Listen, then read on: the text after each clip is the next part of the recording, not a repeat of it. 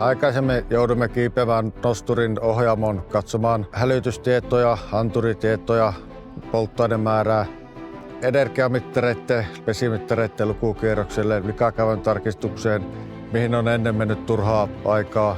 Nykyään mobiiliverkon avulla kaikki sama tieto saadaan mobiililaitteille.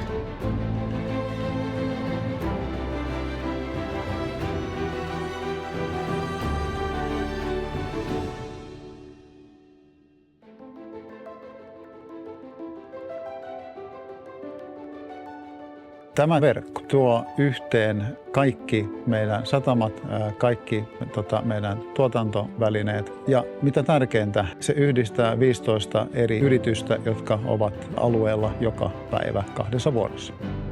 Yhteydet pitää toimia erittäin laajalla alueella.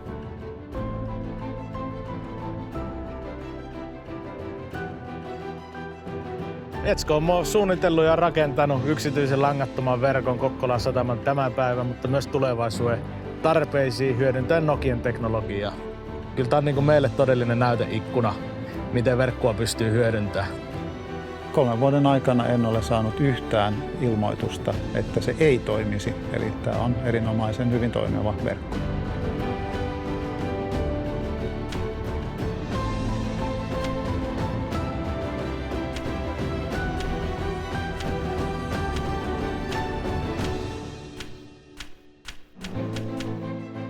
Tänä päivänä tämän tiedonsiirron ansiosta pystyn katsomaan etänä käytännössä mistä tahansa, pääsemään kiinni siihen, että mikä on tilannekuva satamassa ja seuraamaan sitä pitkin päivää sitten tehokkaasti. Me pystytään näiden sovellusten kautta jakamaan sitä tietoa yhteisillä alustoilla eri toimijoille, jota kautta sitten tämän sataman kokonaistoiminnan ohjaus on niin kokonaisuutena tilannekuvan muodossa kaikkien nähtävillä.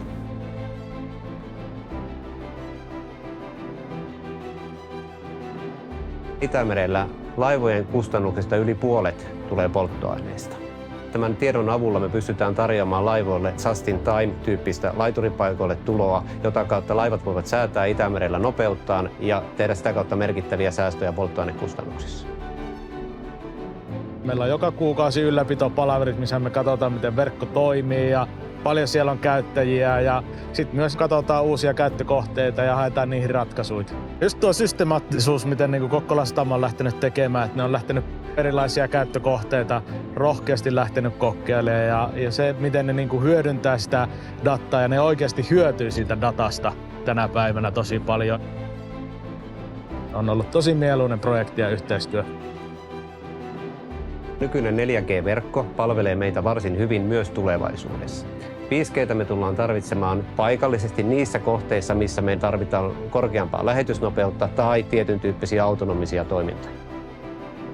Meillä on Nokian teknologiasta todella hyvät kokemukset, se on osoittautunut luotettavaksi ja ennen kaikkea se, että erilaisten laitteiden kytkeminen tähän verkkoon ja niiden hallitseminen on todella helppoa.